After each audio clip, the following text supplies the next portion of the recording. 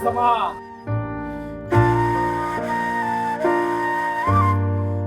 बुद्ध धम्म की क्या पहचान? मानव मानव एक समान।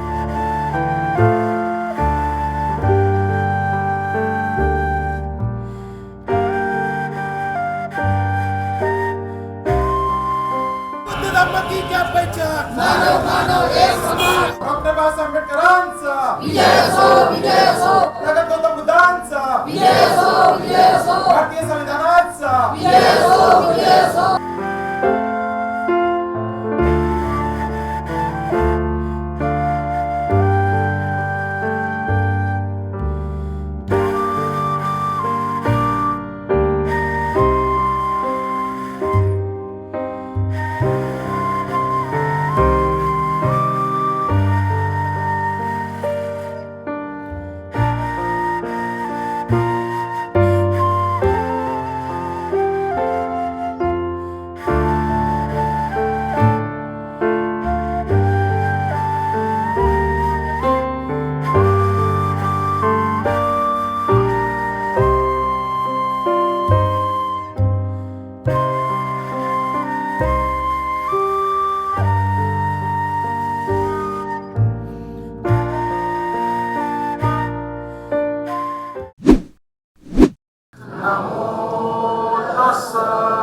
भगवतो अरहतो सम्मा सम्बुद्धस्स बुद्धं शरणं गच्छामि धम्मं शरणं गच्छामि संघं शरणं गच्छामि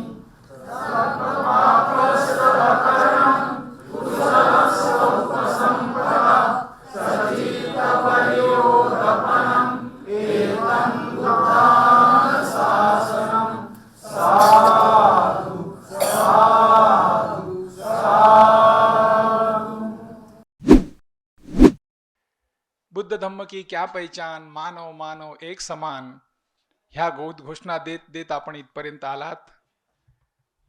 आज डॉक्टर बाबासाहेब आंबेडकरांनी मनुस्मृतीचं दहन केलं.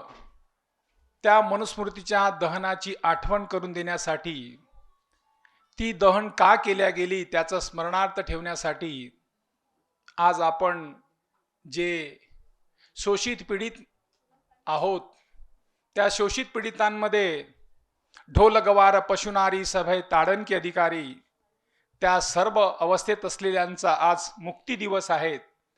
या मुक्ती दिवसाच्या निमित्ताने आपण सर्व या ठिकाणी जमलो आहोत. या मुक्ती दिनानिमित्ताने आज भारतभर म्हणा, महाराष्ट्रामध्ये म्हणा, नागपूर शहरात म्हणा, वेगवेगळ्या प्रकारचे कार्यक्रमाचं आयोजन केले गेले आहेत. आज महिला मुक्ती दिन, तोही सुद्धा कार्यक्रम आज नागपूर शहरात साजरा होत आहेत. काही काही लोकांचं ज्या ज्या गोष्टीचा सुरुवात केली त्यांचा वर्धापन दिन पण आहेत. सर्वांचा संयोग आजच्या दिवशी आहे आणि तो संयोग आज आपण सुद्धा साधलेला आहे. त्या संयोगाच्या योगाने ओबीसी हा बुद्ध धम्माच्या वाटेवर आहेत, तो मार्गक्रमण करतो आहे आणि आज मार्गक्रमणाचा दिवस सुद्धा आपण या ठिकाणी साजरा करतो आहेत. आपका भला आप खुद कर सकते हो, इसलिए आपका केंद्र बिंदु इंसान है, मानव है, आप खुद हो. आपकी भलाई करने के लिए जिस धम्म ने आपको बदलाव किया है कि आपके जीवन में जो बदलाव लाना है वो आप खुद ला सकते हो. एक केंद्र बिंदु मानने वाला जो कोई विचारधारा है, वो विचारधारा वंदनीय डॉक्टर बाबा साहब अम्बेडकर ने हम दे दी, इसलिए हमारे जीवन में इतना बड़ा बदलाव आ गया. आज जिन लोगों की तरफ हम देखते हैं, कहीं ओबीसी से बात करते कि जो लोग हमारे घर में काम करते थे, हमारा झूठा खाते थे, फटे कपड़े पहनते थे, वो लोग आज हमारे से बराबरी में जाकर हमारे ऊंचे जा रहे हैं. आज बाबा साहब के विचार जिन लोगों ने स्वीकार किया, उनके जीवन में बदलाव देकर यहाँ के उच्च वर्णीय उच्च कोटि के जो लोग खुद को समझने वाले हैं, यहाँ के ब्राह्मण वो डरते हैं. उनको एक ही मालूम है कि विचारधारा जिन जिन लोगों ने प्राशन कर ली उनके जीवन में बदलाव आ गया। अगर ये विचार दूसरे लोगों में जाएंगे तो उनके जीवन में भी ऐसा ही बदलाव होगा। तो हमारी परेशानी हो जाएगी। हम जिस तरह से जिंदगी जी रहे अभी तक, हमें अनपेड पुलिस मिल रहे थे, उनको मानसिक गुलाम बना दिया गया था। तो वो गुलाम वाले लोग अगर स्वयं घोषित अच्छे बन जाएंगे तो उनके जीवन में बदलाव आएगा। इसलिए उनको वहीं कैसे रखी जाए। बहुत से ओबीसी लोग अब धम्म दीक्षा के ओर आने के लिए बात करते हैं। तो क्या बात करते हो? अरे यार, अभी तो धर्मांतर का कायदा आ गया, अगर हम करेंगे तो हम जेल में जाएंगे। वो कायदा आने का ही है, कायदा दूर ही पड़ा है, बेफालतू हम फंस जाएंगे। मुझे हम जो लोग, उससे कोई लेन देन नहीं। हमारी धम्म की दीक्षा है। मैंने बोला कि ये धम्म दीक्षा है। धम्म का अर्थ होता है जीवन जीने का मार्ग।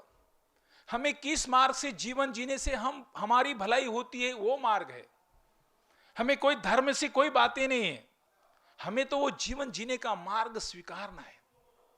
क्या स्वीकारना है? धम्म की दीक्षा लेना। दीक्षा बोले तो दिशा है। आप इस दिशा से चलना शुरू करो तो आपका 100% आपका फायदा ही होगा। वो दिशा हमको बताया गया है, और जिन जिन लोगों ने वो दिशा से चले, उस दिशा के जिनने स्वीकार कर लिया, उनके जीवन में बदलाव आ गया। हमारे सामने दिख रहे हैं, कहीं ढूंढने की जरूरत नहीं है। जिनको हम महार कहते थे वो बुद्ध बन गए, उनके जीवन में बदलाव हो गया। आज भी 100% बौद्ध के पैकी 98% या 90% बौद्ध कोई मंदिर नहीं जाता है। 90% थोड़ा वो नहीं मानता हो, दूसरी बात है, मगर मंदिर नहीं जाता है। अभी देखो तुम, जिन लोगों ने, चाहे वो बुद्ध की आचरण कम करता होगा, मगर मंदिर में वो 90% नहीं जाता, 10%, 5%, 2% जाता होगा। वही डर डर के जाता होगा, उसके मन में भय है, वो खुद होके नहीं जाता, क्योंकि उनको मालूम है कि जिस राह पर ये चलने कर ये लोगों के जीवन में बदलाव आ गया और हम वही रास्ता पकड़ना चाह रहे हैं, तो ये जो हमारे लोग हैं इनके सामने हम किस तरह से जाए। आज भी हम देखो कि ये लोग, और जिन लोगों ने भगवान ईश्वर उनके पास में है, चाहे हम जात के बारे में बोले, मांग के बारे में, मांग चांबार के बारे में देखो, स्वीपर के बारे में देखो, या महाराष्ट्र में 59 जातियां हैं, उनमें से एक जात छोड़ के चाहे सभी महारों ने बौद्ध धर्म स्वीकारा नहीं होगा, मगर उनके जीवन में से तो मंदिर जाना तो बहुत सा बंद हो गया। पाली में गाता विशुद्धि मग्ग में, शिलो संपन्नो नारो सुपटिपन्नो वतीपको। तथागत कहते हैं कि वो शीलवान इंसान के पास जा, वो शीलवान इंसान ही सब जो कोई समस्या का मार्ग वही निकाल सकता है। हमारे भारत देश के लिए बाहर देश के लोग बहुत बड़ी आतुरता से देखते हैं, कहते कि भारत इतना बड़ा जातीयता है, यहां इतनी महंगाई है, इतनी लोक संख्या है, इतने होते हुए भी देश इतना एकरूप है। क्यों है ऐसा? क्योंकि वो शीलवान इंसान का स्पर्श लगा, उनकी लेखनी लगी, उनने वो भारत का संविधान दिया। वो संविधान के वजह से भारत के लोग एक रूप है। इसलिए वो दुनिया के लोग कहते कि भारत इतना अच्छा क्यों है, क्योंकि वो शीलवान का स्पर्श लगने से। साथियों, एक शीलवान का स्पर्श लगता है तो देश इतना एक रूप होता है, एक मुट्ठी में बन जाता है। अगर हम शीलवान हैं तो हमारा परिवार नहीं चला सकते।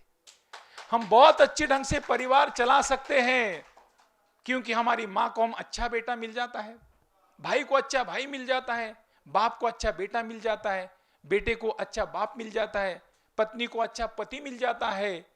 अगर इस अवस्था से अच्छा पति, अच्छा भाई, अच्छा बाप मिलता है तो अच्छा डॉक्टर, अच्छा इंजीनियर हो सकता है, अच्छा पॉलिटिशियन हो सकता है, हो समाज को अच्छे ढंग से चला सकता है। उसे निर्मिति करने का काम एक ही हो सकता है, वो बुद्ध का धम्म। धम्म की ओर आने से तुम अच्छे इंसान बन जाते, तुम्हारा बहुत बड़ा स्वार्थ साध्य हो जाता है। मैं घुमक्कड़ जाति से हूं, जंगल में था, मैं एमएससी पढ़ने तक मुझे बुद्ध कोई मालूम ही नहीं था।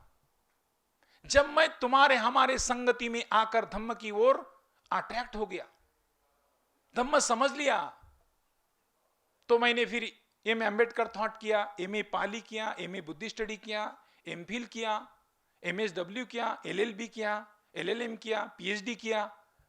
ये सब करने के बाद मैंने बुद्ध धम्म का स्वीकार किया। जब मैं जेएनयू में स्पीच देने गया तो जेएनयू के स्टेज पर खड़ा होकर मैं कहने लगा कि मैं घुम्मकड़ जाति का जंगल में रहने वाले का बेटा हूं। आज मुझे स्टेज पर लाने की किसकी करामत है? वो है धम्म की। सिर्फ धम्म की राह पर मैं चलने से मुझे यहां विचारपीठ बैठने का मौका मिला। जेएनयू में मुझे बड़े बड़े प्रोफेसर सुन रहे थे। All the students are listening to me there. तो इतना बड़ा मौका मुझे ये धम्म की राह पर चलने से वो विचारपीठ मिला। तो इतना बड़ी ताकत ये धम्म में है। इसलिए धम्म स्वीकारने से तुम खुद अच्छे इंसान बनते हो, क्योंकि तुम्हारी तृष्णा तृप्त हो जाती है। तुम्हारे मन में कोई पैसे का लालच ज्यादा नहीं बढ़ता है, तुम्हारी बाकी खान पान की लालच ज्यादा नहीं बढ़ती है। तुम्हारी जो जितनी तुम जरूरत है उतनी वो जरूरतमंद बिल्कुल कम हो जाती है। तथागत बुद्ध कहता है, अगर तुम भूख लगी तुम्हें, तुम 5 रोटी खाते हो, तुम 5 रोटी से 4.5 रोटी खाओ, आधी बचा दो, 5.5 मत खाओ। बुद्ध ने क्या कहा कि तुम्हें अगर 5 रोटी की भूख है तो तुम्हें 4.5 रोटी खाओ, आधी कम खाओ, क्योंकि तुम्हारी तृष्णा तृप्त रहेगी, तुम्हारे मन में कोई भी ऐसा भाव नहीं रहेगा। अगर तुम 5 की जगह पर 6 रोटी खा लिया तो 1 रोटी तुमने किसी की तो भी खाई है। 1 रोटी किसी के खाने से उसका पेट भूखा है, उसके कारणीभूत तुम हो। हमारी संस्कृति क्या कहती है? एक बार 2 आदमी रास्ते से चल रहे थे, एक बहुत भूखा था, 4 दिन से उसके पेट में कोई खाना नहीं था, और एक डेली खाना खाता था, सुबह शाम खाता था उस पेट में। तो क्या हो गया, दोनों जाते जाते दोनों को रास्ते में रोटी मिल गई थी, दोनों ने रोटी के गट्ठे को पकड़ लिया तो गट्ठा खींचने लगे। अब वो अगर समस्या आपके सामने है तो आप क्या कहोगे? आप एक इंसानियत के नाते कहोगे कि भाई 4 रोटी है, 2 तू ले ले, 2 ले ले। भारत के संविधान क्या कहता है, हमारा सोशल स्टेटस क्या कहता है? अरे भाई वो 4 दिन से भूखा है, उसे 2 जगहों पर 1 ज्यादा में 3 रोटी उसको दे दे, 1 रोटी तू खा ले, क्यों तू खाया हुआ है। ये हमारी साइंटिस्ट, हमारी जो संविधान की एक मौलिक हमें विचार है। वही मनुवादी क्या होता, 4 रोटी जो खाया हुआ उसको दिया होता और भूखे को 0 रखा होता, तेरी कोई जरूरत नहीं, वो रोटी वहीं रहने दो। ये मनुस्मृति की जो वादी है वो विचारधारा में और हमारे विचारधारा में इतना डिफरेंस है। इसलिए हमें इस विचार को स्वीकार करना जरूरी है, इस ग्रंथ को इसलिए दहन करना जरूरी है। बार बार हमें कहना जरूरी है कि ये जो विचारधारा है हमको बार बार टोकती है, हमारे प्रगति को रोकती है। ये प्रगति से बाहर निकलने होगा तो हमें हमारे कल्याणी मार्ग हमें स्वीकारना होगा, उस मार्ग से चलना होगा। बहुत बहुत साधुवाद। और जैसे कि आप सभी लोग जानते हो कि आज 25 दिसंबर है, और 25 दिसंबर का जो दिन है वो हमारी गुलामी से आज़ादी का दिन है। और इसी दिन ऐसे काले कानून में आग लगाई थी जो छुआछूत, भेदभाव, ऊंच नीच, असमानता पर आधारित था। क्योंकि मनु का जो विधान था वो क्या कहता था? मनु का विधान कहता था कि एक पढ़ेगा, एक बढ़ेगा, एक करे व्यापार, और इन तीनों की सेवा करना शूद्रों का अधिकार। ये था मनु का विधान। लेकिन जब बाबा साहेब डॉक्टर अम्बेडकर ने भारत का संविधान बनाया, तब बाबा साहेब ने कहा कि सब पढ़ेंगे, सब पढ़ेंगे, सब बढ़ेंगे, सब करे व्यापार और अपनी अपनी सेवा खुद करना। ये था बाबा का संविधान, ये था बाबा का संविधान। तो बाबा साहेब डॉक्टर अम्बेडकर ने इस देश के प्रत्येक व्यक्ति के लिए काम किया, क्योंकि बहुत सारे लोग ये सोचते हैं कि ये शूद्रों और अछूतों के लिए काम किया। मैं समझती हूँ ये वही लोग कहेंगे जिन्होंने बाबा साहेब का अध्ययन नहीं किया। क्योंकि अगर बाबा साहेब को हम पढ़ेंगे तो देखेंगे कि बाबा साहेब ने अपना पूरा जीवन दबे कुचले शोषित पीड़ित समाज को मान सम्मान स्वाभिमान दिलाने में लगा दिया। ऐसी एक घटना आपको बताना चाहती हूँ और वो घटना है 20 फरवरी 1929 के महाराष्ट्र के वर्धा की। ये घटना है कि जब हमारे वाल्मीकि समाज के भाई धरने पर बैठ जाते हैं, गांधी का आश्रम भी पास में ही होता है और झूठी सच्ची सहानुभूति दिखाने के लिए वो भी वहाँ पर चले जाते हैं। लेकिन जैसे ही वहाँ के लोगों को पता चलता है कि डॉक्टर अंबेडकर आ रहे हैं तो हमारे भाई बंधु जाते हैं दौड़े दौड़े, हमारी बहन बेटियां जाती हैं दौड़ी दौड़ी और बाबा साहेब के गले में फूल मालाएं पहनाती हैं और उनकी आरता उतारती हैं। और शाम को मिस्टर गांधी बाबा साहेब से एक सवाल पूछते हैं कि डॉक्टर अंबेडकर, तुम भी इस समाज का भला करना चाहते हो और मैं भी इस समाज का भला करना चाहता हूँ। तुम भी इस समाज का उद्धार करना चाहते हो और मैं भी इस समाज का उद्धार करना चाहता हूँ। आखिर ये लोग तुम्हारी क्यों जय जयकार करते हैं और मेरी जय जयकार क्यों नहीं करते? तब बाबा साहेब एक बात कहते हैं कि मिस्टर गांधी, तुम इस समाज की दाई हो सकती हो और दाई का पैसा होता है घर घर जाकर, चौखट चौखट जाकर झूठा सच्चा प्यार जताना और ज़्यादा से ज़्यादा मेहनताना वसूल करना। लेकिन बच्चे को जो सच्चा प्यार करती है वो उसकी माँ करती है और मैं इस समाज की माँ हूँ। इतना सुनते ही मिस्टर गांधी को गुस्सा आ जाता है और वो कहता है, डॉक्टर अंबेडकर, जितनी तुम्हारी उम्र है ना, इतना समय मुझे राजनीति करते हो गया। तब बाबा साहिब भी कहते हैं कि मिस्टर गांधी, मुझसे उम्र की बात मत करना, मुझसे ज्ञान की बात करना, मुझसे उम्र की बात मत करना, मुझसे एजुकेशन की बात करना, क्योंकि जब से ये जगत रचा है बसा है तब से लेकर आज तक इस धरती पर बाबा साहिब के जितना ज्ञानवान कोई पैदा नहीं हुआ। तो बाबा साहेब डॉक्टर अंबेडकर हमारी सच्ची माँ है, ये उन्होंने हमको प्रूफ करके दिखा दिया। लेकिन हम उनकी सच्ची औलादे नहीं बन पाई। अगर हम उनकी सच्ची औलादे बन गई होती तो बाबा साहेब का सपना कब का पूरा हो गया होता। लेकिन आज भी बाबा साहेब का सपना पूरा नहीं हुआ क्योंकि हम उनकी सच्ची औलादे नहीं बन पाई। आज इस देश में जो माहौल चल रहा है, देखिए, अंबेडकर वादियों के लिए, दलित शोषित पीड़ित लोगों के लिए इस पूरे देश में एक तूफान का माहौल है।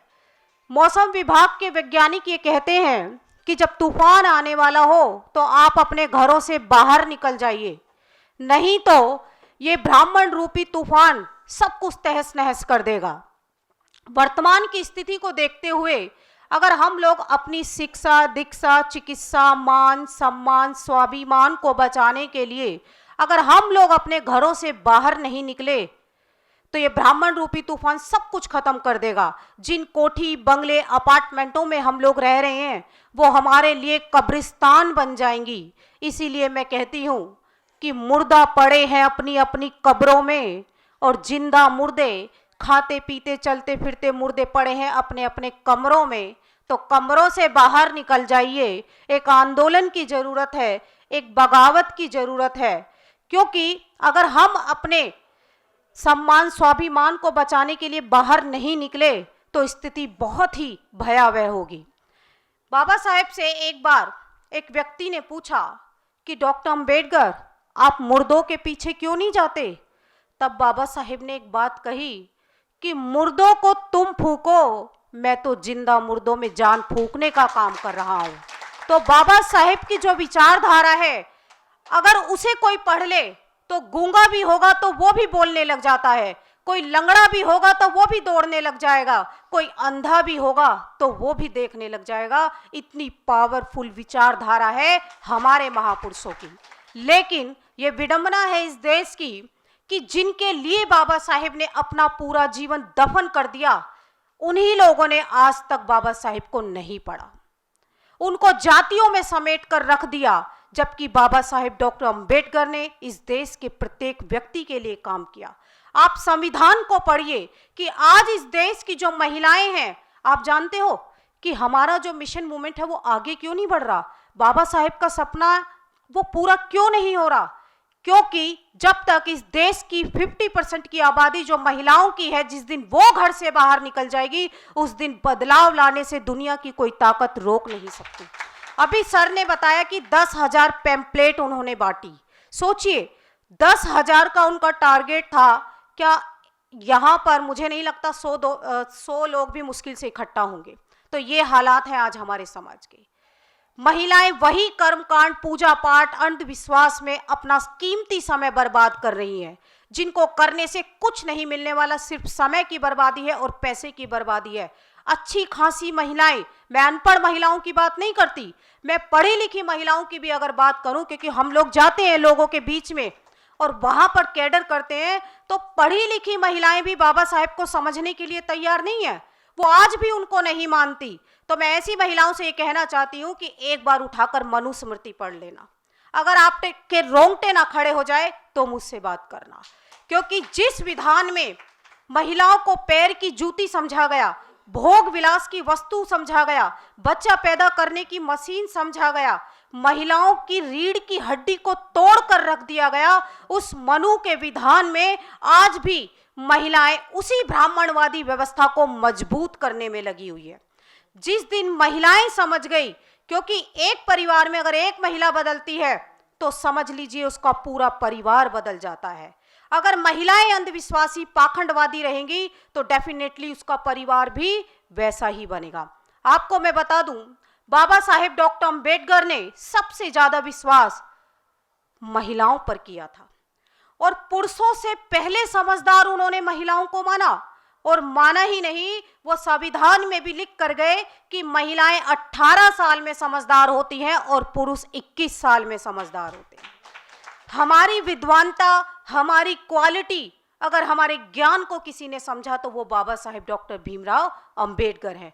भारत की प्रत्येक महिला आज खुली हवा में सांस ले रही हैं, आज हर क्षेत्र में आगे बढ़ रही हैं, पल्ले से निकलकर अगर वो पायलट बन रही हैं, हर क्षेत्र में आपको महिलाएं मिल जाएंगी। ये किसी पूजा पाठ की वजह से नहीं, ये किसी तीर्थ यात्रा पे नंगे पैर जाने की वजह से नहीं, ये सिर्फ और सिर्फ बाबा साहेब डॉक्टर अंबेडकर की बदौलत हमको मिला है।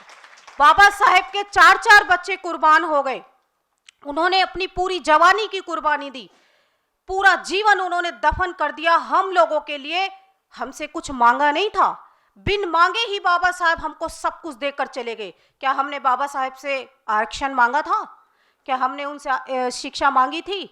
हमने उनसे कुछ नहीं मांगा और बिन मांगे ही वो हमको दे करके चले गए। बाबा साहेब ने सिर्फ एक बात कही कि यदि कोई मेरा सच्चा अनुयायी है तो वो 4 लोगों के जीवन में उजाला कर दे, यानी कि उनको उस दलदल से बाहर निकालकर बुद्धिज्म की ओर लेकर के जाए, तो मैं उसका जीवन सफल मानता हूं। और मैं समझती हूं कि ये हर उस जागरूक व्यक्ति की जिम्मेदारी है जो खुद तो समझ जाए, आगे और 4 लोगों को बताने का प्रयास करे।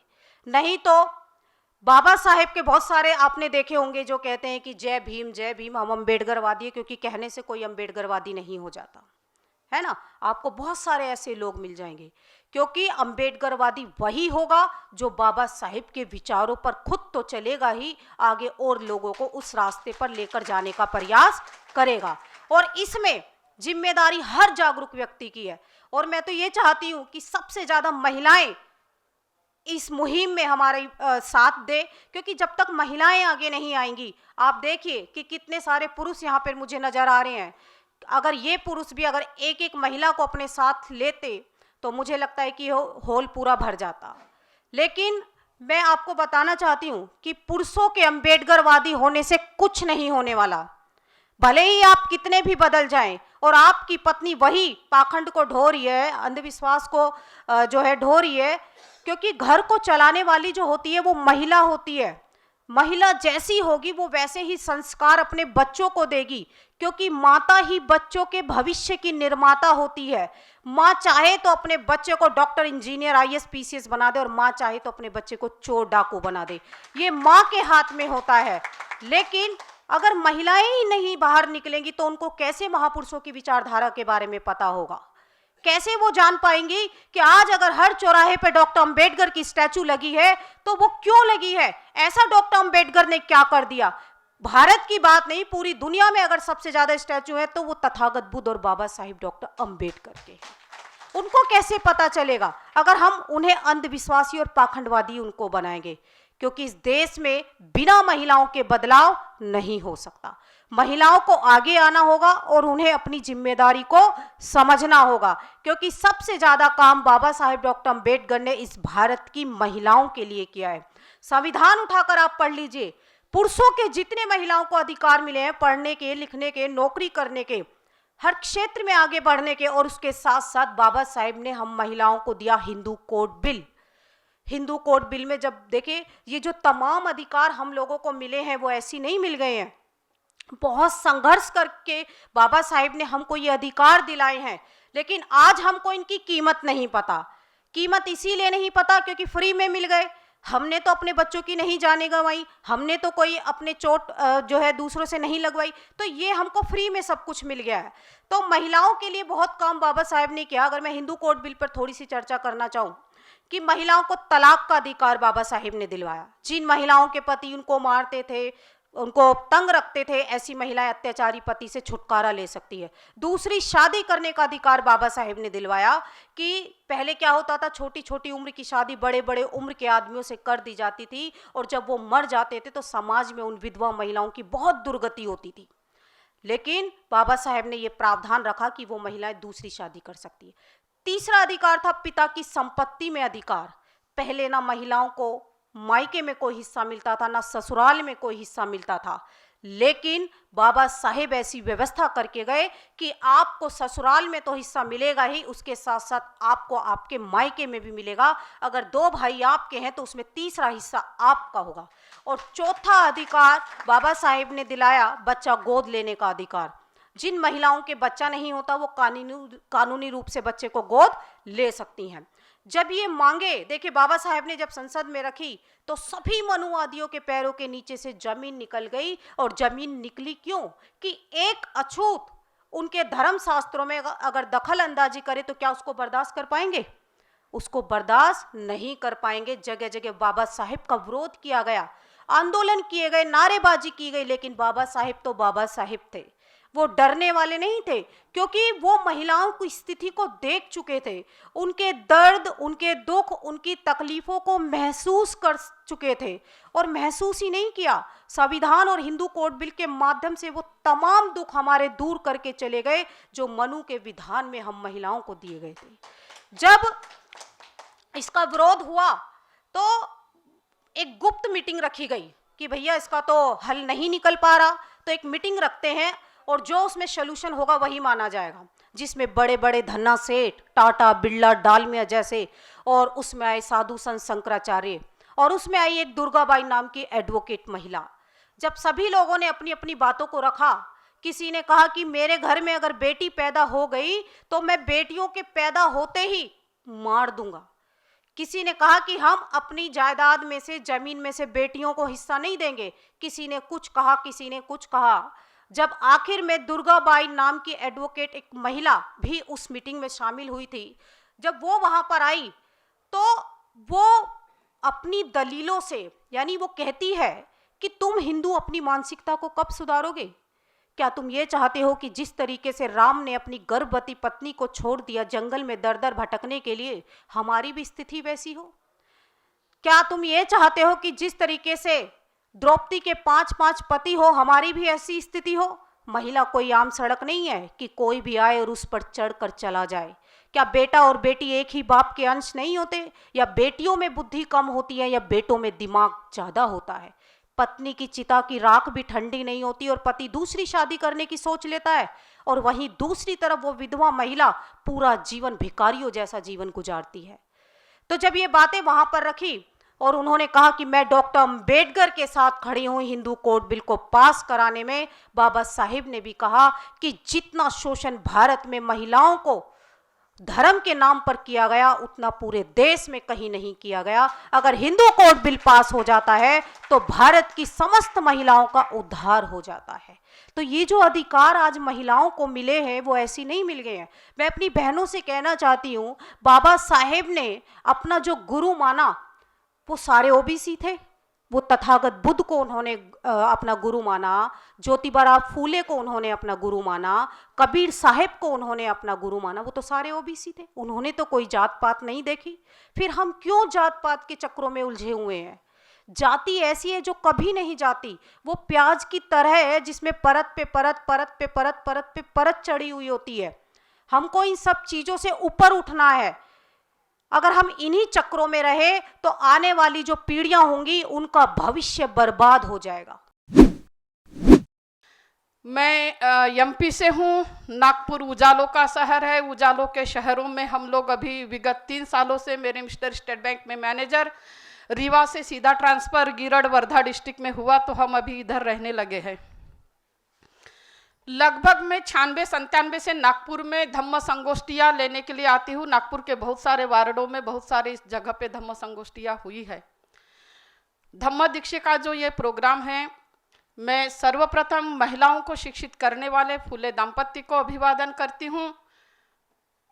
सिद्धार्थ को बुद्ध बनने की प्रेरणा देने वाली, भीमराव को बैरिस्टर बनाने वाली माता यशोधरा, माता रमाई को वंदन करती हूँ। इस धरती पर विषमतावादी व्यवस्था को परिणित समता में बदलने के लिए जिन जिन लोगों ने काम किया, उन सभी को अभिवादन करते हुए मैं बहुत कुछ समय नहीं लूँगी और बहुत ज़्यादा बात भी नहीं करूँगी, क्योंकि भाषण मुझे देते आता नहीं, क्योंकि मैं संगोष्ठियाँ केडर लेती हूँ, केडर के माध्यम से अपनी बात समझाती हूँ।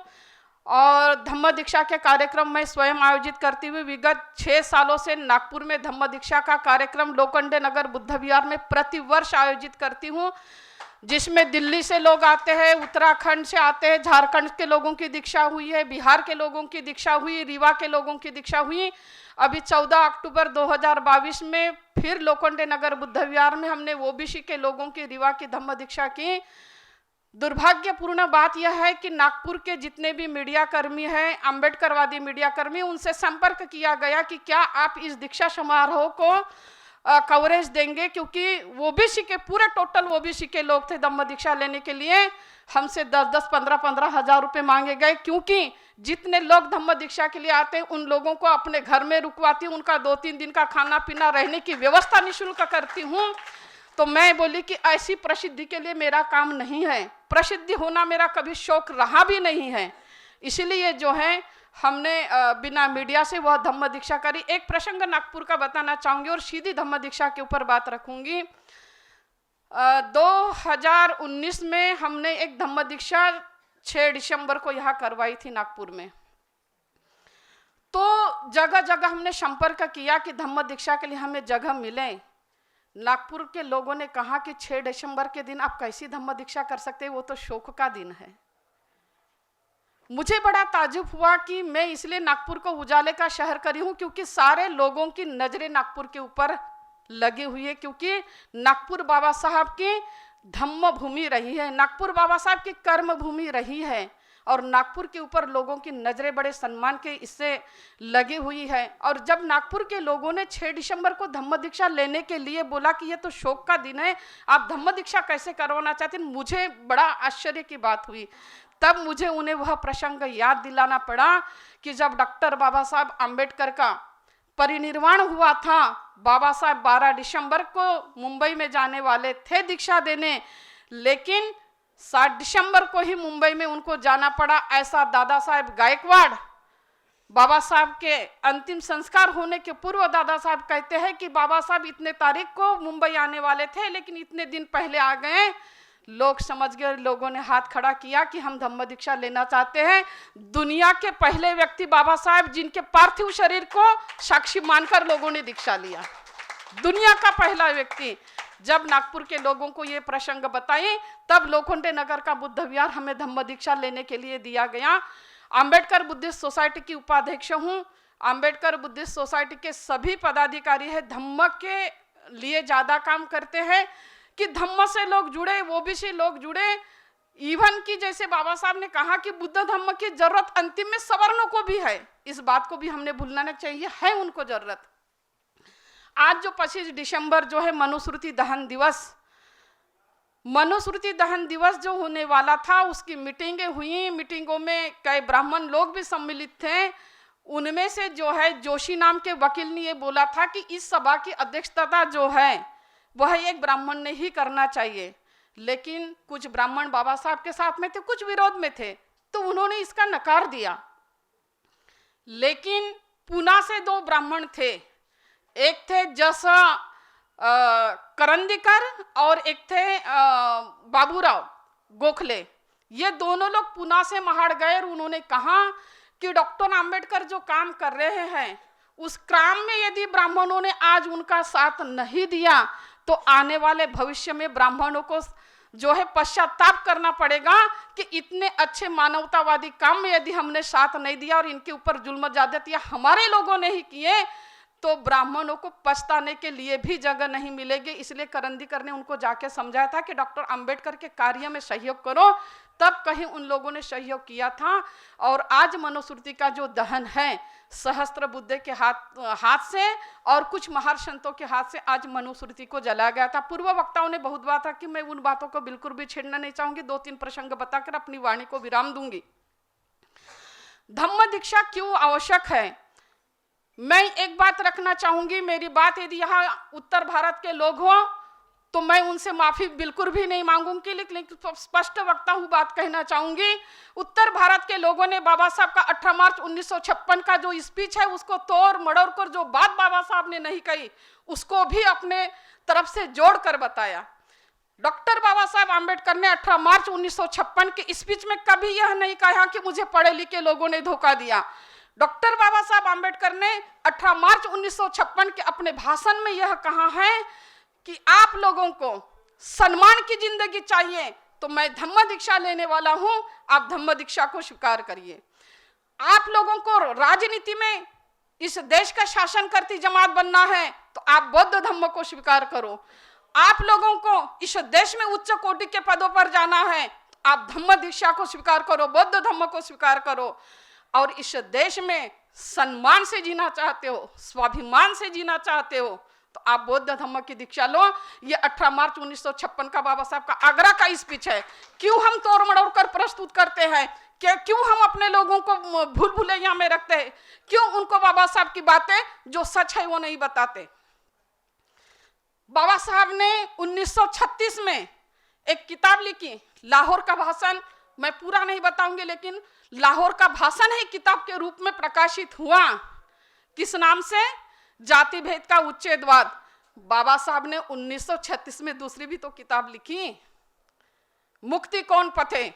क्या हमारे नेताओं ने मुक्ति कौन किताब नहीं पढ़ी होगी? और यदि पढ़ी तो आप जो है जाति भेद का उच्छेद किताब का जिक्र करते हो तो मुक्ति कौन पथे का जिक्र क्यों नहीं करते? क्यों समाज को गुमराह करे नेताओं ने? नेताओं का काम होता है समाज को सही नेतृत्व प्रदान करना, समाज को सही दिशा देना। लेकिन हमारे बहुजनवादी मूल निवासीवादी नेताओं ने समाज को गलत दिशा दी है और इसीलिए आज ओबीसी हो एससी के साथ नहीं है, एससी ओबी किसी के साथ नहीं है। यही एक कारण है कि हमारे नेताओं ने दिशाहीन किया, समाज को तोड़ के किसी ने रखा। जितना ब्राह्मणों ने तोड़ के नहीं रखा वर्तमान में, उतना हमारे बहुजनवादी और मूल निवासी नेताओं ने तोड़ के रखा। मेरी बात हो सकता है आप लोगों को बुरी लगे, लेकिन सच को स्वीकार करने की हिम्मत रखना चाहिए, सच को सुधारने की हिम्मत रखना चाहिए और सच के रास्ते पर चलने की हिम्मत रखना चाहिए। साथियों, मैं एक बात और यह कहना चाहूंगी, मैं जनरल के लोगों के, महिलाओं के बस्ती में भी जाती हूँ, अपने लोगों के बीच में जाती हूँ, ओबीसी के बीच में जाती हूँ।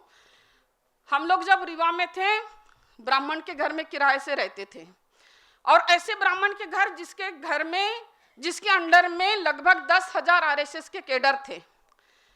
दीपावली के दिन वो आए अपने घर में दिए जलाने। 6 लोग हम किराए से रहते थे उनके घर, 6 फैमिलियां। उन्होंने मुझसे सवाल किया कि ताई आपने अपने घर में दिए क्यों नहीं जलाए? मैंने कोई डिस्कस नहीं की उनसे, एक ही वाक्य में उत्तर दी, सर आप भी विचारधारा में काम करते हैं और मैं भी विचारधारा में काम करती हूं, मैं अपने घर में दिए क्यों नहीं जलाई इसका इतिहास आपको बखूबी अच्छे से मालूम है। उन्होंने इस बात को इतना प्रचारित किया कि उस महिला ने बिना कोई बहस किए बोले एक वाक्य में उत्तर दे दी। मैं समझ गया कि उसको विचारधारा कितनी, अपने विचारधारा से वो लेस है। मैं मेरी प्रसिद्धि के लिए ये बात नहीं बता रही, मैं और एक बात बताना चाहूंगी।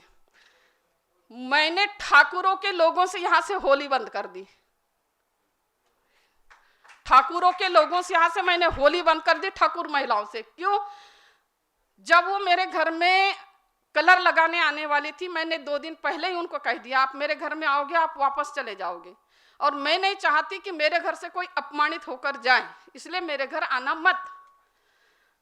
जब उनको मैंने इतिहास बताई कि उस वक्त जातियां नहीं थी ना, वैदिक काल में, वैदिक काल में वर्ण थे, और वर्णों में जो है होलिका जो है क्षत्रिय वर्ण में आती है, और यदि क्षत्रिय वर्ण में होलिका आती है तो आप भी क्षत्रिय हो। जिस होलिका का, जिस क्षत्रिय कन्या का ब्राह्मण वर्ग ने उसकी अस्मत लूटकर उसको जिंदा जला दिया, आप कैसे क्षत्रिय हो कि अपने ही महिला की इज्जत लूटने पर आप उसकी खुशियां मनाते हो और कलर लगाकर बधाई देती हो। उस ठाकुर महिलाओं ने अपने घर से होली बनाना बंद कर दिया। हमारे तरीके सही होना चाहिए लोगों को समझाने के। गालियां देने से बात नहीं बनेगी, लाठी मारने से बात नहीं बनेगी, एविडेंस पूर्ण आपको बड़े इससे समझाना पड़ेगा। आज फार चांगला दिवस आहे, शोक करण्याचा दिवस नाही, आनंदाचा आहे. ताईने सांगितलेलं शोक कधी करू नये. खरा जर बुद्ध असेल तो कधीही शोक करणार नाही. त्याच्याकरता मी ताईला थोडंसं एक सांगून देतो मी काय केलं. मी लिहून ठेवलं, माझं देहदान तर केलं, माझ्या घरच्या लोकांना सांगितलं काही खर्च करायचा नाही, आंघोळ करायची मेडिकलमध्ये नेऊन द्यायचं, काही तेरवी वेरवी करायची नाही, आणि दुःख मानवायचेच नाही. मी इकडं मेलेला राहिलो, वेळ पाहून अगर रात्रभर ठेवायचं आलं तर मस्त जेवण करा, आनंदाने राहा. येणाऱ्या माणसाचं अवगमन जे आहे ते त्यांचं स्वागत करा, जेणेकरून ते खुश झालं पाहिजे. ताई मी हे लिहून ठेवलेलं आहे, येईल कदाचित तुमच्यापर्यंत, छापखान्यात आहे. तर शोक आहेत नाही आपल्या डायरीमध्ये, आपल्या ग्रंथामध्ये शोक नाही आहेत. ताईनं बरोबर सांगितलं. आता मी तुम्हाला एक प्रश्न विचारतो, खरं बोलू का? खरंच बोलायचं ना, खोटं नाही बोलायचं ना? तुम्हाला सांगतो मग. मी हे कशा करता विचारलं. अरे सच्च बोले तो झूठे काटे, सच्च बोले तो झूठे काटे. मला पडता भुईवात नाही समजू राहिली. येथून पळा, तेथून पळा, तेथून पळा, घरातून पळा, बाहेरून पळा, पडता पडता माझं जीवन चाललं. आणि म्हणून मी म्हणतो सच बोले तो झूठे काटे, काले मनुष्य ना डरियो. सच बोले तो झूठे काटे, काले मनुष्य ना डरियो. ये तो जहरीला सांप है डंडा हाथ में धरियो, ये तो जहरीला सांप है डंडा हाथ में धरियो. म्हणून बाबासाहेबांना पेटवलं. हे आपल्याला माहीत नाही. आम्ही 1918 मध्ये 16 आणि 17ला दीक्षाभूमीवर हा समारंभ घेत होतो. खूप लोक यायचे, काही भावना बी होत्या लोकांच्या, चला बा दीक्षाभूमीवर आपण घेऊन राहिलो. आम्हाला दीक्षाभूमी बंद केली. बंद करता करता निगोशिएशनमध्ये त्यांनी आम्हाला म्हटलं का तुम्ही मनुस्मृती जाळत नसाल तर आम्ही तुम्हाला देतो. म्हणलं बाबासाहेबाचं काम आहे आणि तुम्ही नाही म्हणता. आणि आम्ही काही दीक्षाभूमीवर मनुस्मृती जाळत नाही, आम्ही संविधान चौकात जाळतो बाबासाहेबाच्या सामने. नाही म्हणे तेही तुम्हाला करता येत नाही. इकून तिकून आम्ही ते मंजूर केलं, चला मनुस्मृती नाही जाळू. तरी बी आम्हाला काही भेटलं नाही. दादा निगोशिएशनमध्ये खुश होते. मी म्हटलं तुम्ही आता मागितलं बिन त्यानं दिलं तरी मी तिथं येत नाही, कारण की त्यावेळेला माझं नाव हटवार होतं ना. हटवून मार करणे, सगळे वार तुम्हाला वेळोवेळ येते. एक पलटला का 8 दिवसानं तो पुन्हा येते, पण हटवार काही पुन्हा येत नाही. मी यांना सांगितलं आणि आम्ही कार्य चालू केलं. काम काही बंद करायचं थोडी असते काही. मी तर पळत पळत लहानपणापासून काम करूच राहिलो. मला त्या मनूपासून त्रास नव्हता साहेब. मी उभा झालो तर मनूला घाम येत होता, पण त्रास माझ्याच लोकांपासून होता. हे सांगता येत नाही. आता या ओरिजिनल बैताळ कंपनी म्हणजे ओबीसीला जर मी हे सांगितलं तर येईल का इकडं? नाही येईल. तो म्हणून वाचतो कुठं बी आम्हाला काय करायचं आहे, पण हे सांगता येत नाही. म्हणजे खोटं बोलायचं आलंच भेटो. कारण की सांगायचं आहे. ताईनं म्हणलं शोक करायचा नाही, वाईट सांगायचं नाही आणि वाईट करायचं नाही, चांगलंच करायचं. म्हणून मग मी हा अभंग लिहिला. माझा अभंग आहे हा. मी भारूड करत असतो, त्या भारूडाचा अभंग आहे. डंडा हाथ में धरियो इसका धर्म भी झूठा करम भी झूठे, इसका धर्म भी झूठा करम भी झूठे, झूठे पंडों से ना डरियो, इसका धर्म भी झूठा करम भी झूठे, झूठे पंडे से ना डरियो, ये तो लूटने वाले डाकू है, अरे ये तो लूटने वाले डाकू है, जरा संभल के चलियो, जरा संभल के चलियो, जरा संभल के चलियो. अरे सच बोले तो झूठे काटे, झूठी आजादी न्याय भी झूठे, इनकी झूठी आजादी न्याय भी झूठे, इन ढोंगियों से ना डरियो, इन ढोंगियों से ना डरियो, वो तो खूनी हत्यारे है, वो तो खूनी हत्यारे है, तलवार हाथ में धरियो, तलवार हाथ में धरियो, तलवार हाथ में धरियो. अरे सच बोले तो झूठे काटे. कांशीराम जी बोले बहुजन जोड़ो, कांशीराम जी बोले बहुजन जोड़ो, फुले शाहू आंबेडकर अपनाइयो. कांशीराम जी बोले बहुजन जोड़ो, फुले शाहू आंबेडकर अपनाइयो. भट्ट को घंटी बजाने दो, अरे भट्ट को घंटी बजाने दो, बहुजन तुम सत्ता संभालियो, बहुजन तुम सत्ता संभालियो, सच बोले तो झूठे काटे. हरि कहता है सुन मेरे साथियों, हरि कहता है सुन मेरे साथियों, झूठे मनु को ना अपनाइयो, अरे झूठे मनु को ना अपनाइयो. सच्चाई पर चल कर भैया, अरे सच्चाई पर चल कर भैया, बुद्धों को अपनाइयो, अरे बुद्धों को अपनाइयो, बुद्धों को अपनाइयो. सच बोले तो झूठे काटे. आता काय काय खरं सांगावा, मला पुढता भुईवाट नाही.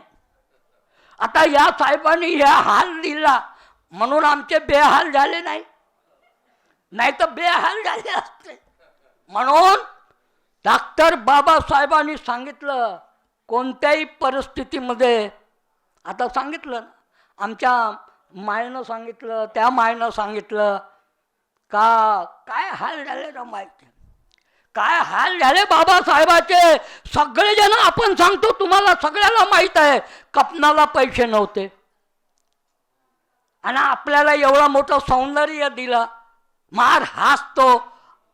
आजच्या मटन डे आहे, संडे नाही. याच्यामध्ये आम्ही खुश आहो. मायनं सांगितलं बाबा, माझ्या पाचचं काहीच नाही, मी ऐकलं ते सांगू राहिलो तुम्हाला, नाही तर धरांना मलाच माराल. त्या मायले विचारा.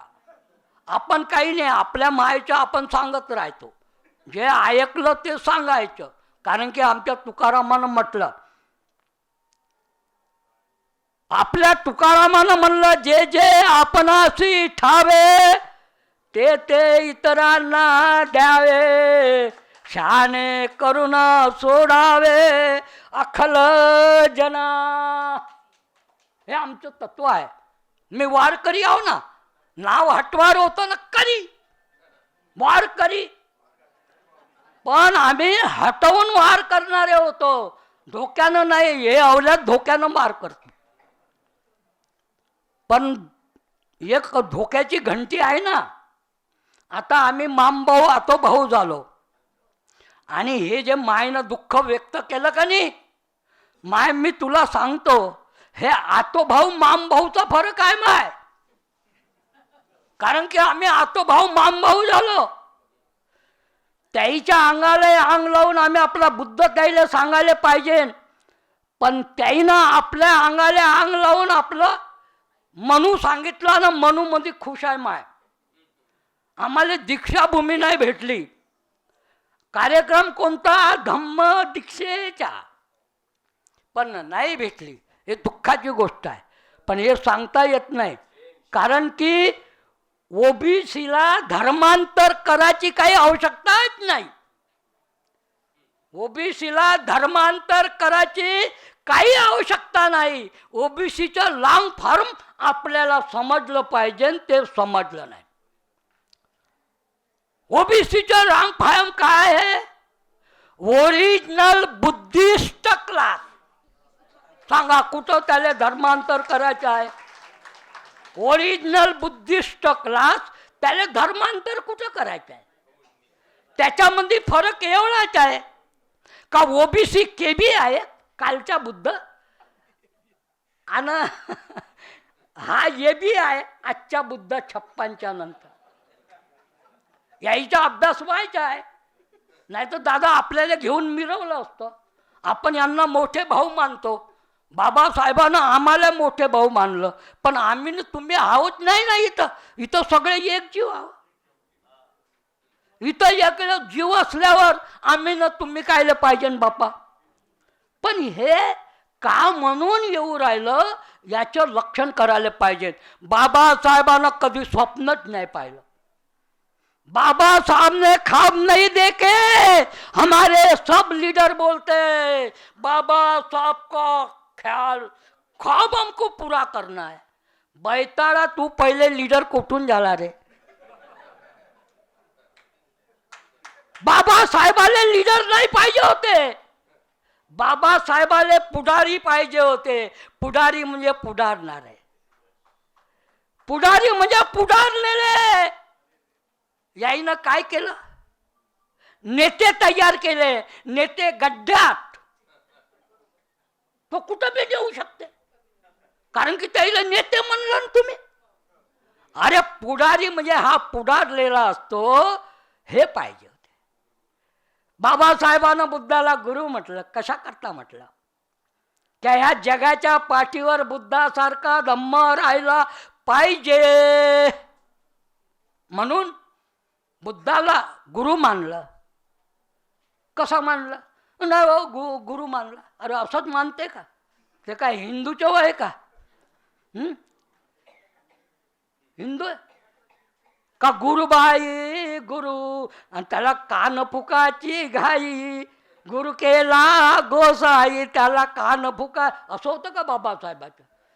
बाबासाहेबांनी गुरु केला का ह्या विश्वावर बुद्धासारखा धम्म पाहिजे. आहे रे, विश्वावर आहे. जे जे राष्ट्र बुद्ध राष्ट्र म्हणून या जगामध्ये प्रसिद्ध आहे ते नंबर 1 वर आहे.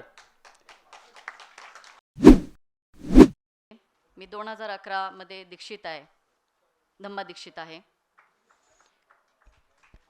आत्ताच म्हटल्याप्रमाणे बाबासाहेब, आत्ताच दादांनी सांगितलं की ओबीसी म्हणजे जुनी बौद्धच.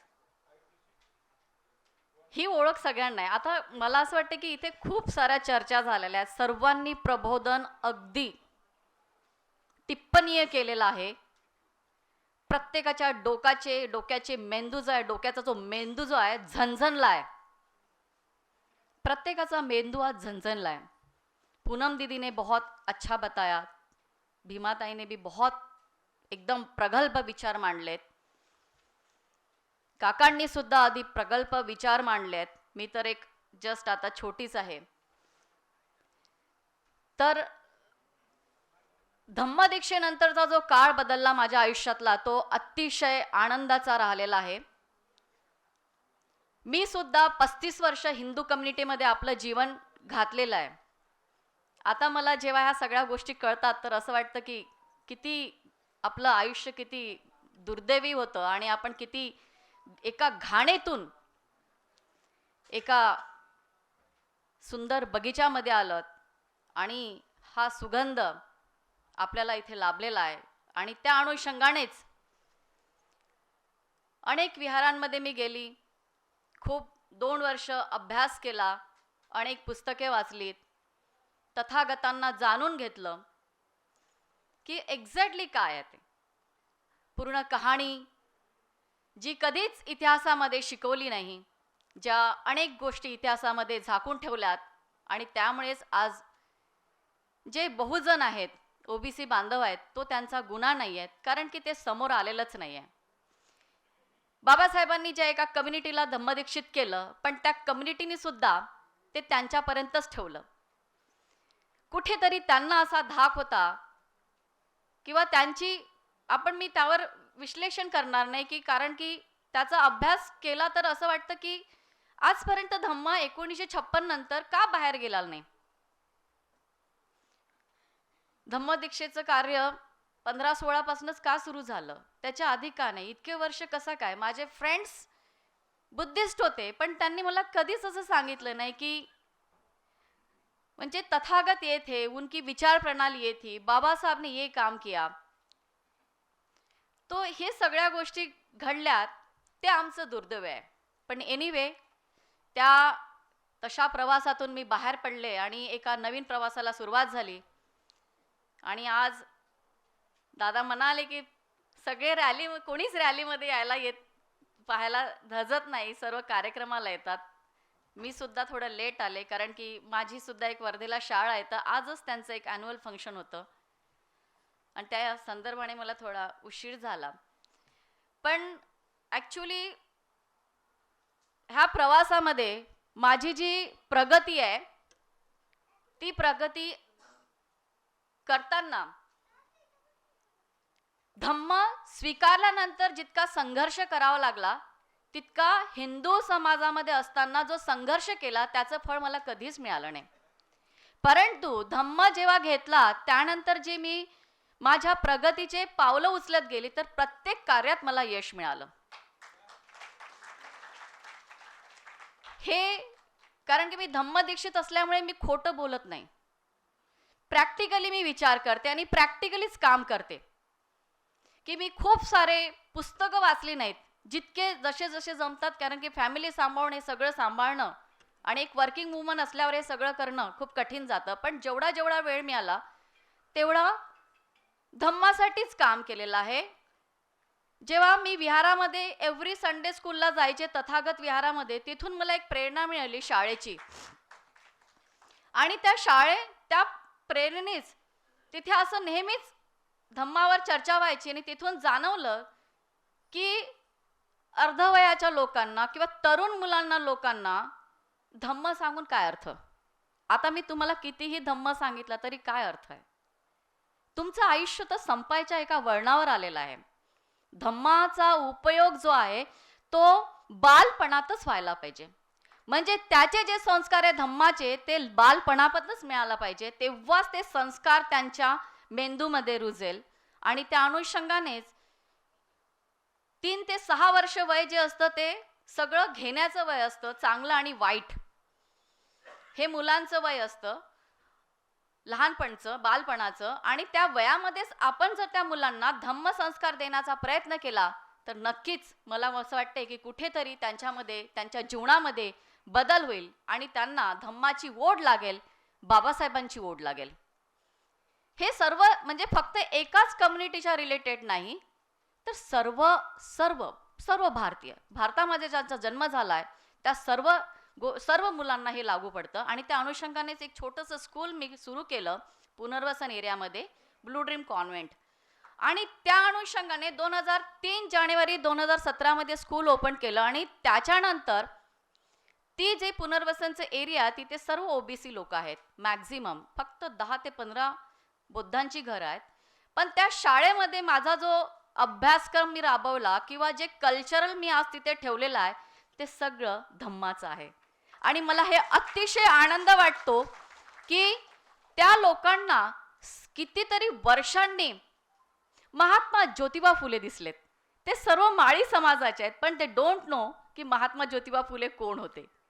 तर सतत कार्यक्रम राबवून, वेगवेगळे कार्यक्रम राबवून, वेगवेगळ्या संकल्पना, पण त्या कार्यक्रमामधून त्या लोकांना डॉक्टर बाबासाहेब आंबेडकर काय आहे, संविधान काय आहे, महात्मा ज्योतिबा फुले काय आहेत, रमाईचं कॅरेक्टर काय आहे, त्यांचं जीवन कसं आहे, धम्म कसा आहे. कारण की माझ्या शाळेमध्ये सर्वात प्रथम एका फ्लॅग होस्टिंगच्या कार्यक्रमाला मी एका भिक्खूला आमंत्रित केलं होतं.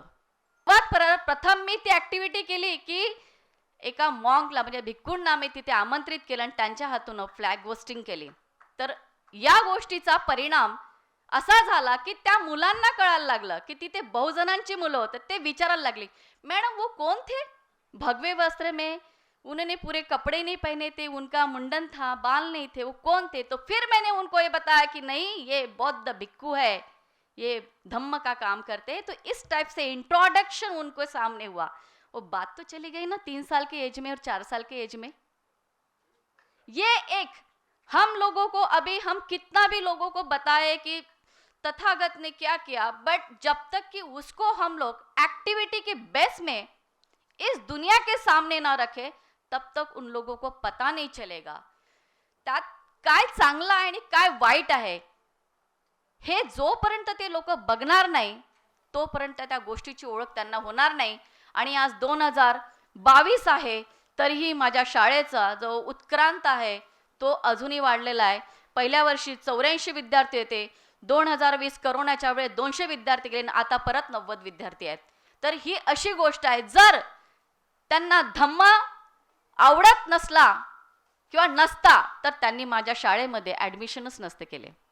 हे एक प्रकारचा एक प्रयोग होता माझा. हा एक माझा छोटासा प्रयोग होता, कारण की मी एक खूप अखंड म्हणजे खूप बुद्धिवंत की खूप मोठ्या लेवलचं नाही आहे. एक छोटासा मी प्रयास केला आणि त्या प्रयासाच्या अंतर्गत मला इतका चांगला अनुभव आला आणि लोकांनी कधीच माझ्यावर टिप्पणी केली नाही. मी प्रत्येक कार्यक्रमामध्ये माझ्या शाळा सुरू झाली की बुद्ध वंदना घेते आणि त्यानंतर आमच्या ज्या प्रेयर्स असतात त्या सुद्धा एक बुद्धिस्ट कल्चरवर डिपेंड आहेत. पण आजपर्यंत मला कोणीच प्रश्न केला नाही, कारण की त्यांना प्रश्न करण्याची संधीच नाही. ख्रिश्चन मिशनरीच्या शाळा असतात ते ख्रिश्चन कल्चर्स तिथे डेव्हलप करतात. मुस्लिम लोकांच्या शाळा असतात ते मुस्लिम कल्चर तिथे डेव्हलप करतात. तर आपल्या बुद्धिस्ट लोकांच्या शाळा असतील तर आपण का म्हणून बुद्धिस्ट कल्चर डेव्हलप करू नये.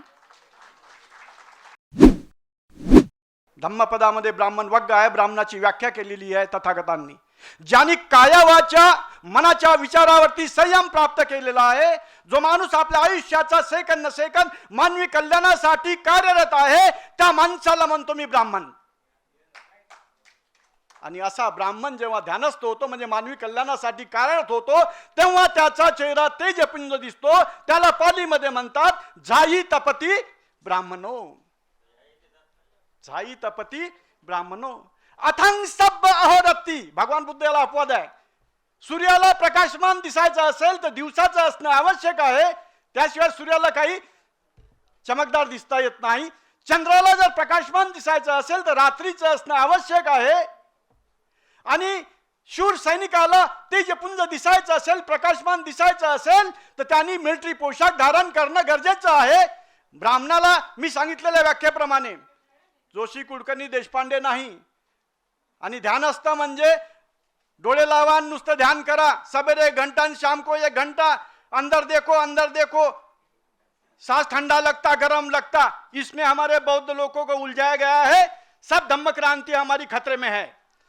मैं यहां से ऐलान कर सकता हूं, बहुत खतरे में है। पढ़े लिखे खाते पीते लोग सांस अंदर देखो बाहर देखो, ठंडा लगता गरम लगा, इसमें उलझे हुए हैं। मैंने भी एक सत्यनारायण गोयनका का शिविर किया है, लेकिन मुझे वो हिप्नोटिज्म के बजाय दूसरा कुछ नहीं दिखा। This is the hypnotism. आणि बॅन केलता Abraham corona, ban meditation, because it effects it's drug like effect on your nervous system. It produces the drug like effect on your nervous system, and that's why Abraham Kaur, the president of Rational Association of Sri Lanka, has demanded that samadhi should be banned. आणि आज समाधी विपश्यना ध्यान तुमच्या समाजात या खाते पित्या लोकांच्या डोक्यावरती सवार झालेला आहे. गावातल्या माणसाला माझ्या गावाकडच्या बाईला तशीच झोप लागते, कापूस येचून आल्यावर थकल्याबरोबर ते घोरायला लागते झोपल्याबरोबर. तुमची काऊन बेले कहो मानसिक शांती भंग झाली. बौद्ध धम्मात कॉन्ट्राडिक्टरी लाईफला महत्व नाही. शील पारमिता सगळ्या 10 पारमितामध्ये सर्वश्रेष्ठ पारमिता है, क्योंकि शील के भूमि से ही खड़ा होकर प्रज्ञा की तलवार से दुनिया की समस्याओं को काटा जा सकता है. उसे तथागत ने कहा, जटाए जटाए अंतोर जटा बहिर्जटा, ये संसार जटाओं से व्याप्त है. ये जटाओं को कौन काटता है? शील के भूमि पर खड़ा हुआ नर प्रज्ञा की तलवार से ये जटाओं को काट सकता है. बाबा साहब आंबेडकर ये शीलवान शील के भूमि पर खड़ा हो गया और अपनी प्रज्ञा की तलवार से घटना समिति के 101 बामन को बदलाया. इसीलिए भारत के तिरंगे पर अशोक चक्र लहराया. यह है क्रांती. या क्रांतीचे वारसदार तुम्ही ओबीसी. मी यांना नेहमी सांगतो, आठवणा कॅनव्हास मोठा करा, नुसतं ओबीसी नका घेऊ, यांना भागणार नाही. विजय एनटी तुम्ही ज्या बंजारा समाजातले आहे तांड्यावर राहिलेले त्याला आणा लागेल ना बाबा, त्याला सोडता तांड्यावरच दारू काढाले. सूट बूट में रहने वाले भिक्षु आहे म्हणजे कोण? तुमच्या समाजाचे आयएस ऑफिसर, तुमच्या समाजातले बँकेचे अधिकारी, युनिव्हर्सिटी मधले प्रोफेसर, हे होते बाबासाहेब आंबेडकरांना सुटाबुटातले भिक्षू अपेक्षित. राठोड साहेब मी समजतो तुम्ही LLM आहात, PhD आहात, तुम्ही सुटाबुटातले बौद्ध धम्माचे भिक्षू आहात. आणि चरत भिक्खवे चारिकम बहुजनिताय बहुजन सुखाय तुम्ही काम करावं. आणि माझी लागली तर मदत घ्या. बायपास झालेला आहे, माझा काय भरोसा नाही. आणि मी कसा बोलतो तुम्हाला माहितच आहे. भल्या भल्याची मी पार देतो काढून. साहेबाला माहित आहे, निळ्या शर्टवाले साहेब सगळे माझे दर्दी. इथं 50% लोक माझे दर्दी आहेत. पण काय ते आता करावं प्रॉब्लेम, अच्छे लोगों को बुलातेच नहीं. सद्धम्म तब लुप्त होता है, बुद्ध ने महाकाश्यप को कहा था. महाकाश्यप ने बुद्ध को पूछा था सद्धम्म कब लुप्त होता है भगवान. तब भगवंत ने एक कारण बताया. 3 कारण में से एक कारण बहुत इंपॉर्टेंट है. नकली सोना चलन में आता है और असली सोना चलन से गायब होता है, तब सद्धम्म लुप्त होने का डर है. महाकाश्यप जी, बदमाश लोग मंच पर आते, उसका सत्कार करते, हाल फूल चढ़ाकर उनको हम रिस्पेक्ट देते, वो तुमको लूटता है, इमोशनल बातें कहता है.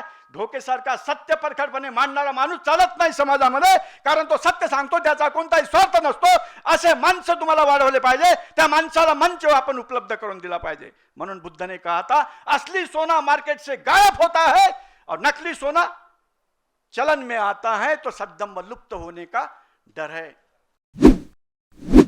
मैं बौद्ध धम्म के विपरीत कोई आचरण नहीं करूंगा.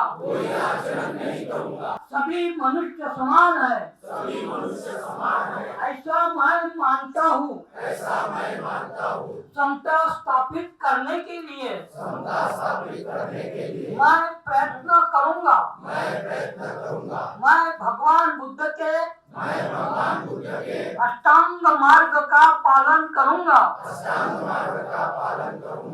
भगवान बुद्ध ने बताई 10 पारामिताओं का मैं पूरा पालन करूंगा. मैं प्राणी मात्र पर करुणा करूंगा और उसका लालन पालन करूंगा. मैं चोरी नहीं करूंगा. मैं व्यभिचार नहीं करूंगा. मैं झूठ नहीं बोलूंगा. मैं शराब आदि नशीली चीजों का सेवन नहीं करूंगा। मैं अपने जीवन को ज्ञान, शाहशील और करुणा इन बौद्ध धर्म के तीनों तत्व